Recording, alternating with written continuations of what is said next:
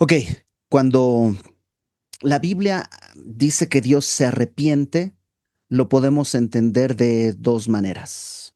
¿Mm? Una, desde el punto de vista, digamos, no sé si etimológico sería la palabra, pero digamos desde el punto de vista de las palabras, que es la que normalmente se usa en las iglesias. Has visto en griego esta palabra, en hebreo esta palabra, ¿no?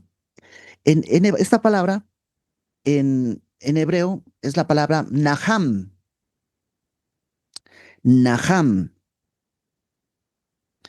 se escribe Nakjam. Naham. Y esta palabra tiene varias acepciones. Déjenme, les leo directo. A ver si puedo compartirles la pantalla. La palabra arrepentirá, ahí en capítulo 3 versículo 9 en hebreo, en el código de Strong, es la palabra 5162. Ya luego veremos en un curso de cómo estudiar la Biblia qué es esto y todo. Pero es la palabra Nakham, como les dije, y significa, su significado, digamos, puro, ¿no? Es suspirar, respirar fuertemente, como por implicación también quiere decir lamentar, ¿no? Por implicación puede también entenderse como compadecerse, como cuando, esa es la idea. Cuando el famosísimo, ay, pobre, sí, ese es un poco, esa es la idea. También consolar, ¿no? Eh, y esa palabra, entonces, ¿qué es arrepentirse? También puede traducirse como lamentar, suspirar, etcétera, etcétera. Se utiliza en varios otros textos. Solamente te voy a citar Jeremías 31, déjame ponerte Jeremías capítulo 31, versículo 13, 51, 6, 2 será la palabra, ¿te acuerdas? Que está aquí, como consolar. ¿No? La Virgen se alegrará en danza, los jóvenes y los viejos juntamente, y cambiaré su lloro en gozo y los consolaré. ¿No? Palabra 51, 6, 2, Naham. En este texto, la misma palabra se utilizó como consolar. Y en Joel capítulo 2, Joel capítulo 2 versículo 13 también, dice, rasgad vuestro corazón, no vuestros vestidos, convertíos a Jehová vuestro Dios, porque misericordioso es y clemente, tardo en la ira, grande en misericordia, y que se duele. La palabra 51, 6, 2, Naham, se duele del castigo. Entonces, ¿qué quiere decir todo esto? Que la palabra Naham puede implicar este dolor, consuelo, y en ese sentido, cuando dice que Dios se arrepiente de algo, es que, digamos, no es como que se arrepiente, como tú y yo hice mal, me arrepiento del mal que hice, sino como que se consuela y no tiene que ejercer el juicio. Dios iba a hacer este juicio sobre Nínive, pero se arrepintieron, se consuela y ya no tiene que hacer ese juicio. Una cosa así. Ahora, esta explicación es válida, es real, pero sinceramente creo que no es la fundamental. Es como que tienes que hacer un poco de malabares para encajar esto. La otra explicación creo que es la más sencilla y creo que es la correcta. Y es que las palabras solo tienen sentido en el contexto en que aparecen. Y los mexicanos son los reyes en esto, deberían entenderlo perfectamente, ¿no? Ahorita, ¿qué quiere decir? Depende en qué contexto, a quién se lo dices. Este, siempre pongo este ejemplo. Un día estando en un taxi, el taxista me dice, está durazno el frijolito, ¿no? Que básicamente es que o sea, está muy frío, ¿no? Está duro el frío, pero está durazno el frijolito. Entonces, durazno no quiere decir durazno y frijolito no quiere decir frijolito, pero el contexto lo hace que se entienda, ¿no? Eh, Entonces, las palabras solo tienen sentido en el contexto. Y el contexto sí está claro, porque el contexto es, Dios va a hacer un juicio, pero como el pueblo se arrepintió, no es necesario ejercer el juicio. Y eso se puede expresar como que lo iba a hacer, no lo hizo, se arrepintió. No se está arrepintiendo de algo malo que iba a hacer, sino que tampoco es que hay un cambio de opinión, porque Dios lo sabe todo, pero desde nuestro punto de vista hay una cosa que se llama la antropopatía, que es atribuirle patos, ¿no? Sentimientos humanos, antropos, a Dios. Dios no tiene sentimientos humanos, es Dios. Pero para entenderlo le atribuimos sentimientos humanos. Entonces se arrepiente, ese tipo de cosas. Entonces creo que esa es la mejor forma de entender este texto, que Dios se arrepiente no de un pecado, sino que lo que iba a hacer dice, ok, no es necesario hacerlo ahorita y no lo voy a hacer. Por eso dice el verso 10, vio Dios lo que hicieron, se convirtieron de su mal camino y se arrepintió del mal que había dicho que les haría y no lo hizo. ¿Ok? Vamos rápidamente, capítulo Bueno. 4, que ya se nos fue Laura, la hora. Vamos, capítulo 4 dice, pero Jonás, aquí está el capítulo de decepción absoluta. Pero Jonás se apesadumbró en extremo y se enojó. Espérate, habíamos acabado muy bien, un pueblo entero se, se arrepintió. O sea, más bien esto es el deseo de todo el mundo. Imagínate que le dijeran, pues, todo Querétaro se arrepintió. Chale. Como que no tendría sentido que se enoje Jonás, pero se enoja. Y oró a Jehová y dijo, esta es la primera vez que está digamos, la idea de que Jonás ora. Le dijeron, ora, despiértate, ora a tu Dios, pero él no está orando.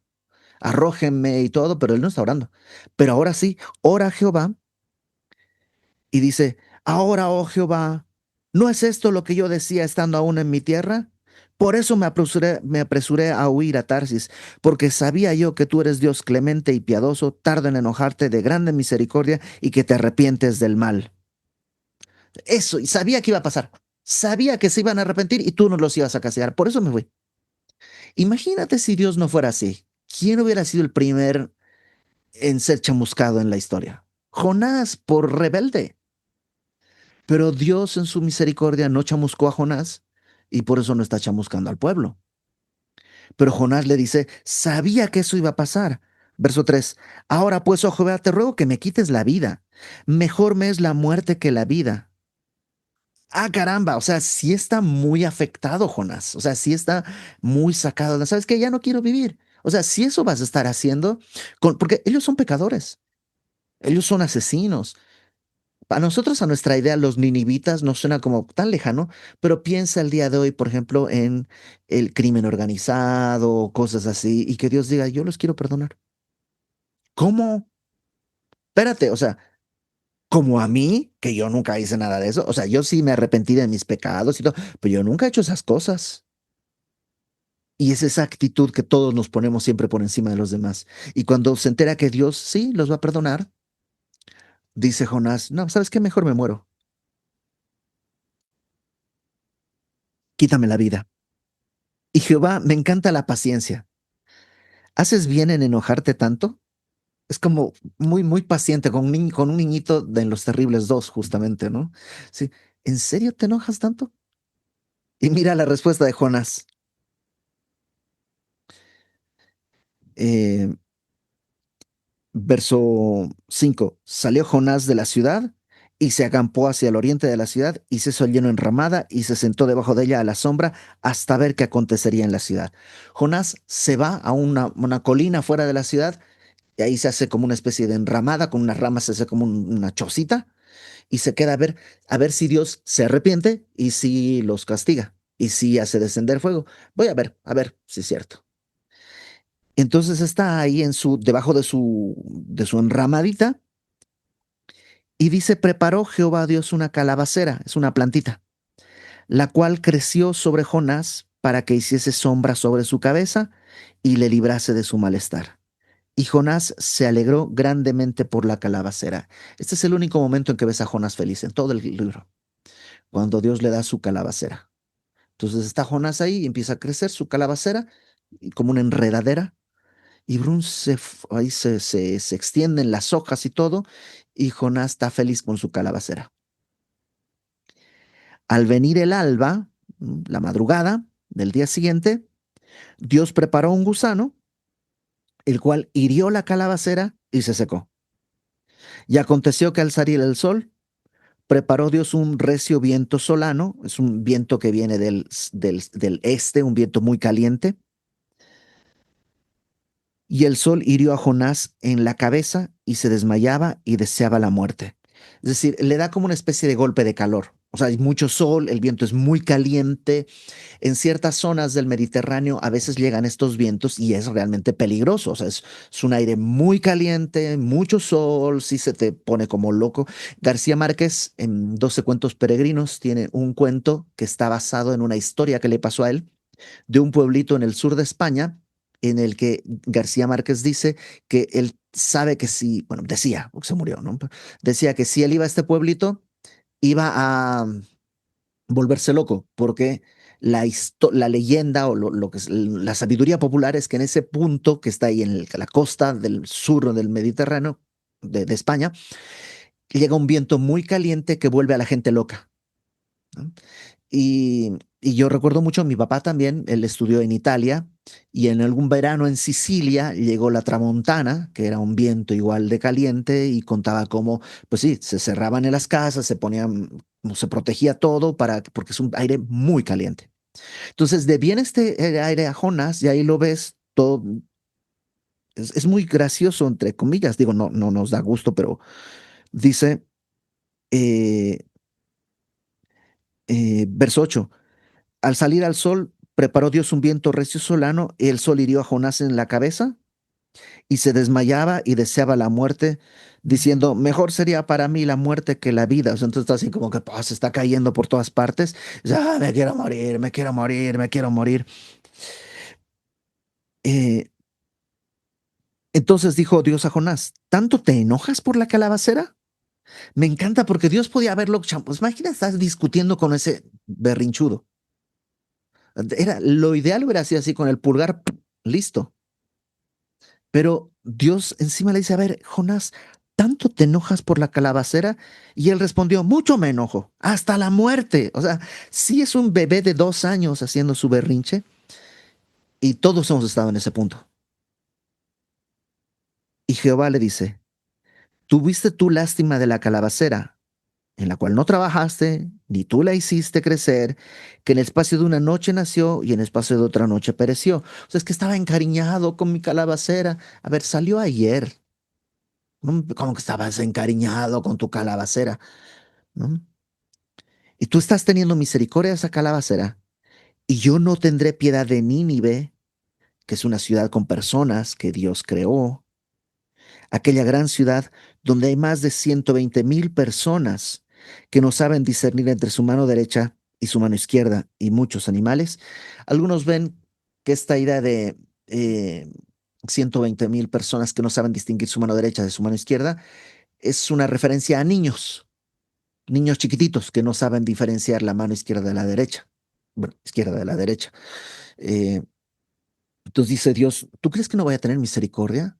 Sí, son hombres pecadores y asesinos y sanguinarios y todo lo que quieras, pero hay niños y yo no voy a tener misericordia de esa ciudad.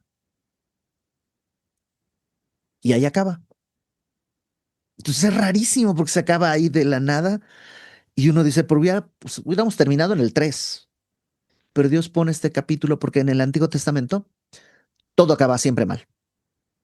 ¿Por qué? Porque no está Cristo. ¿Quién necesita de Cristo? Los marineros y los ninivitas y Jonás. En este capítulo hay muchas cosas grandes. Una gran tormenta, un gran pez, una gran ciudad. Pero Jonás no es un gran profeta. Pero Dios lo puede usar, porque Dios no necesita un gran profeta. Entonces Jonás obedeció de malas, pero Dios usó esa obediencia de malas y tuvo misericordia. ¿Se habrá arrepentido Jonás? Yo creería que sí. Pues él escribió esto al final del día. Entonces yo creo que sí es describió el capítulo 2 y se dio cuenta que la salvación es de Dios, que él no puede decidir si los de Nínive merecen ser salvos o no, sino que la salvación es de Jehová. Y creo que, pues, por eso está incluido este libro aquí, porque a menudo vamos a encontrar ninivitas, gente que no merece la salvación, y parece que nosotros sí.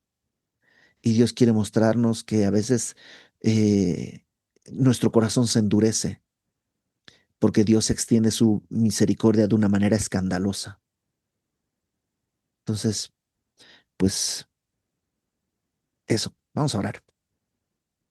Señor, gracias porque pues tú has tenido paciencia con nosotros, tú has tenido misericordia al permitirnos escuchar tu palabra y perdónanos las tantas veces que hemos cerrado nuestro corazón hacia otros, porque a nuestros ojos no merecen tu misericordia. Perdónanos si hemos sido desobedientes y gracias porque no hemos sido consumidos.